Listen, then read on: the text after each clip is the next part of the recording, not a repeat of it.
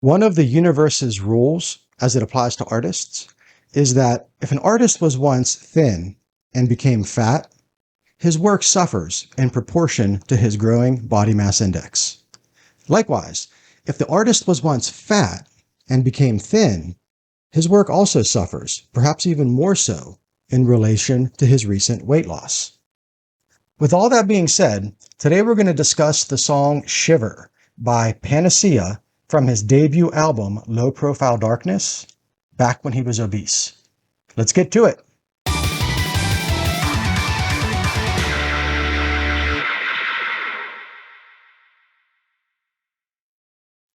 So before we get started, let me just talk a little bit about some background. This is background from my perspective.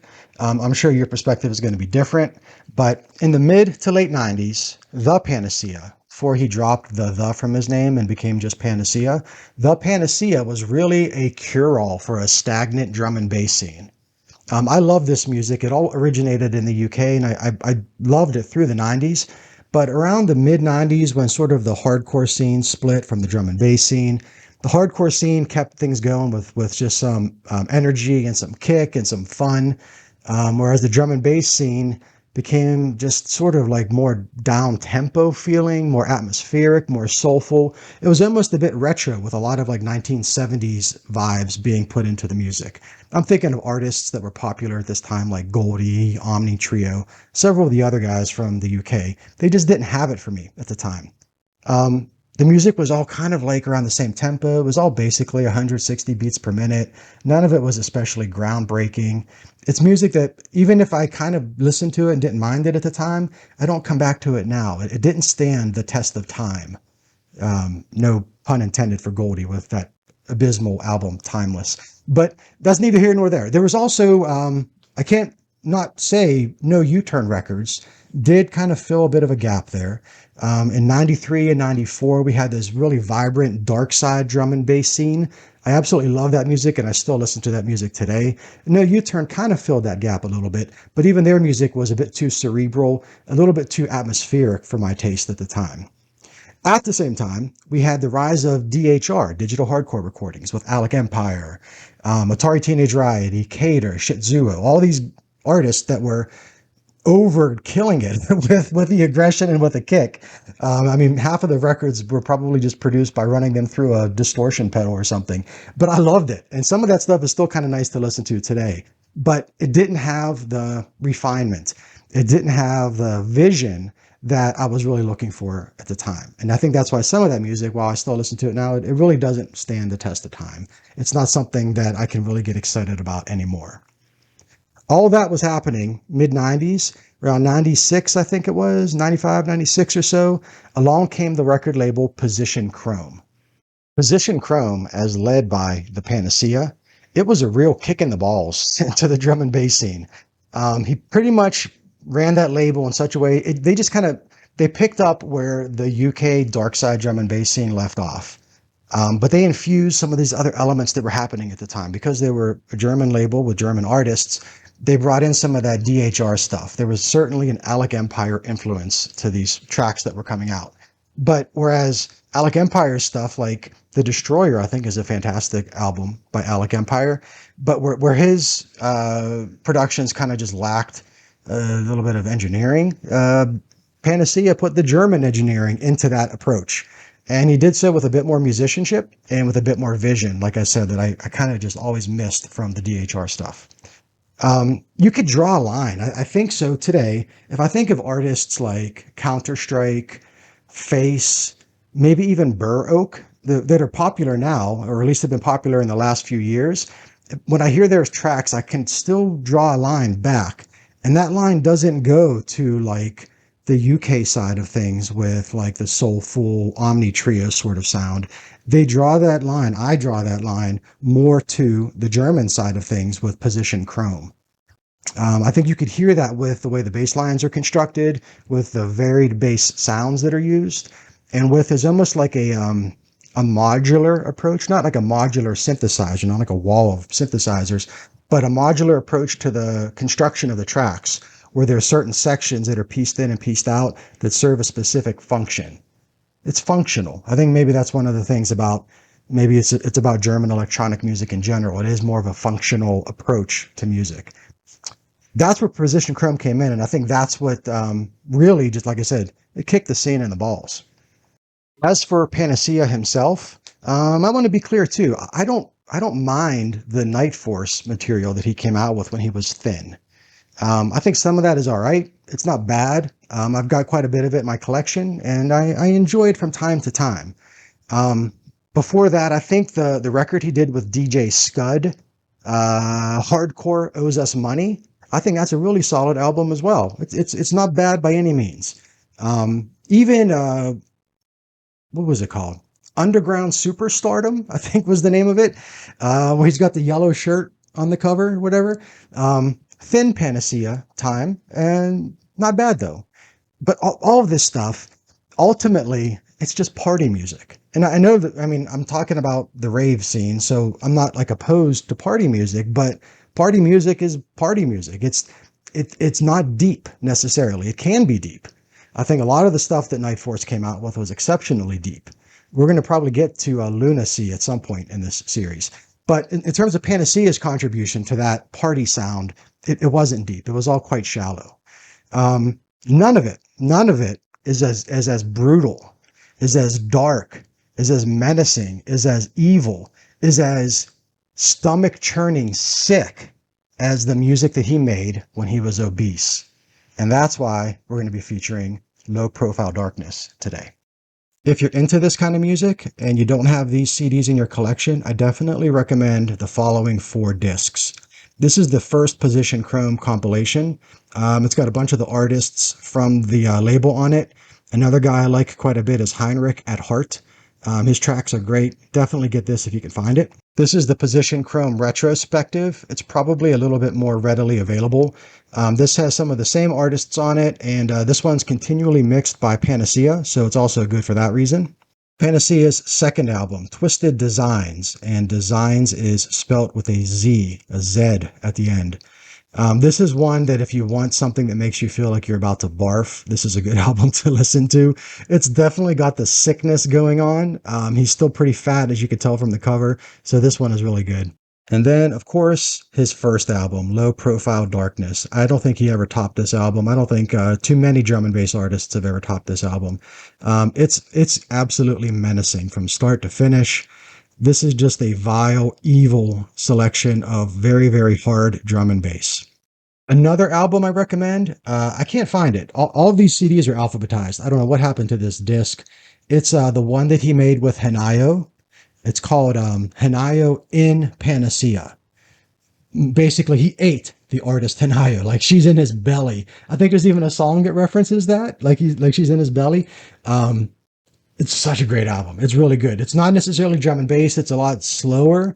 It's got more of like a macro dub infection sort of sound. If you remember those compilations, macro dub infection from the 90s. Definitely check it out. I'm guessing I let someone borrow it and they just never returned it. I don't know. It should be back there, but it's not. Hanayo in Panacea is a good one. All right, I know we're several minutes into this video and you haven't even heard the song that's the subject of the video yet. Shiver. It's the last full song on the album Low Profile Darkness. It's the best song on the album. And for the longest time, I always said that Shiver was the darkest piece of music ever recorded.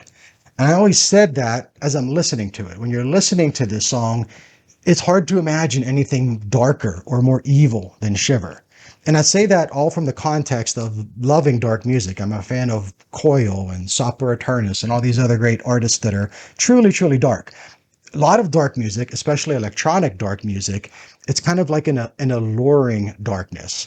It's like gently tugging at you, pulling you, drawing you to evil. The difference here is that Shiver, it's beating you over the head with like a demonic rage of evil. It's a very, very brutal song. So when you're listening to it, it feels like, oh my God, there could be nothing more dark than this. So I want to test that. We'll see if that theory stands, because I've never actually like spoke out loud so much about this or analyzed it.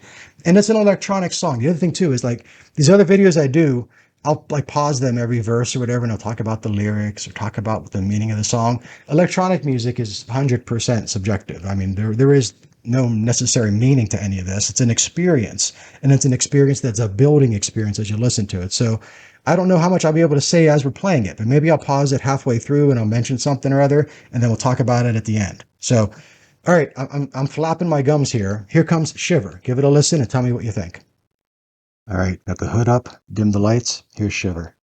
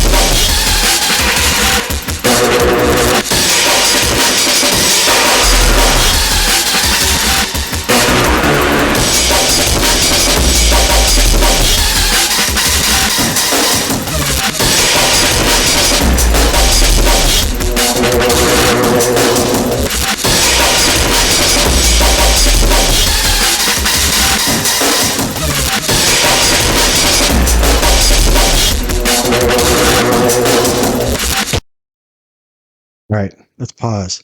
So, is this the darkest piece of music ever recorded? Right now, I say yes. I can't think of anything darker or more aggressive and more vile, more evil than Shiver in this moment.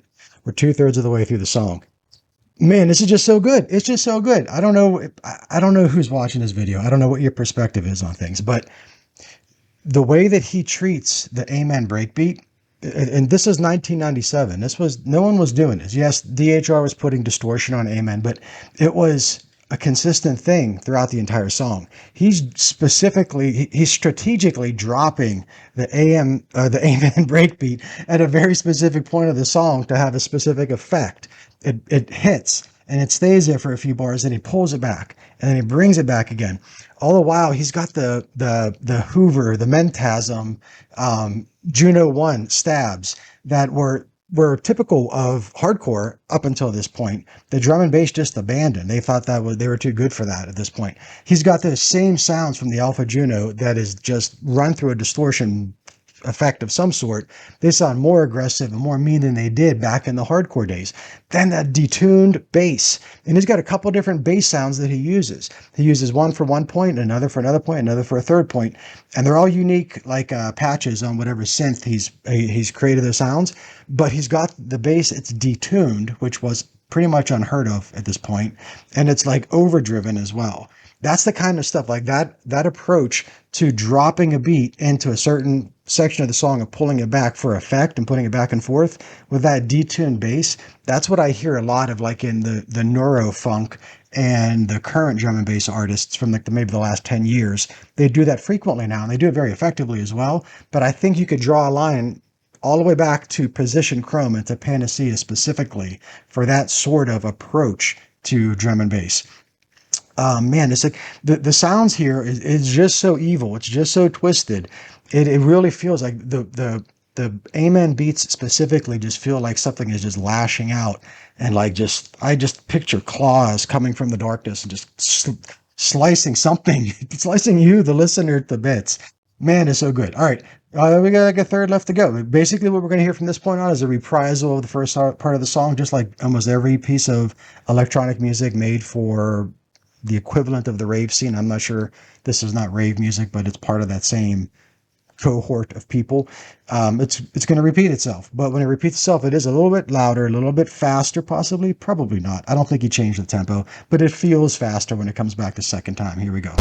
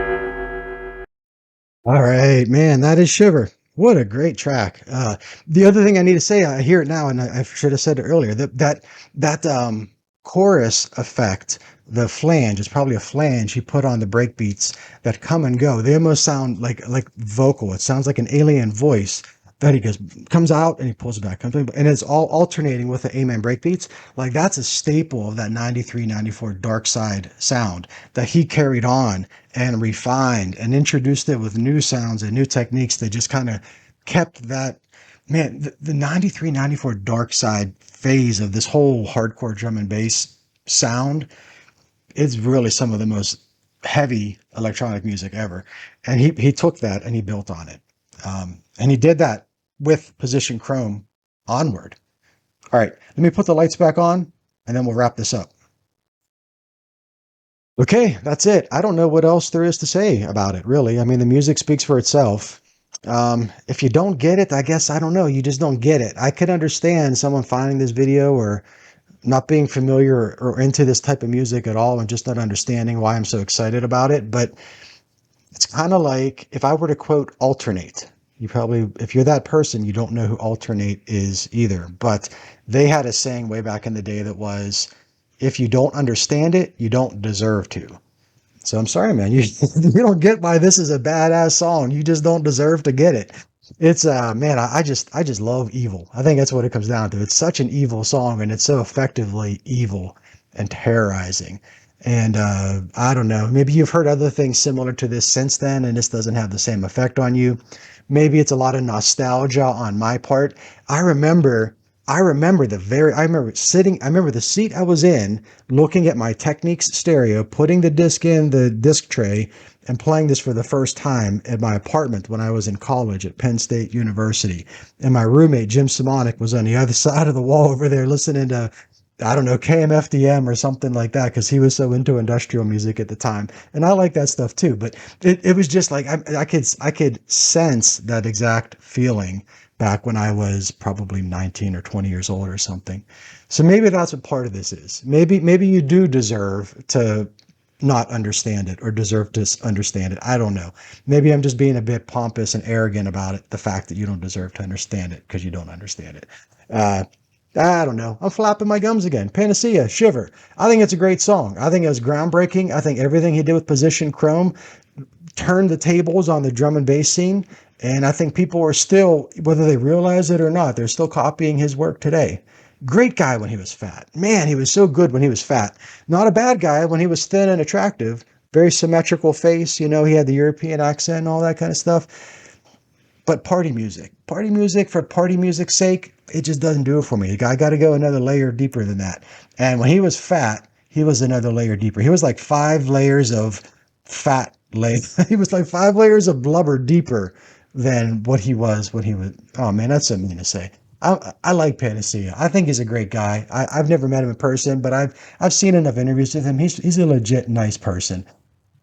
But man, you just got to put on the weight and get back to music, Panacea. That's it.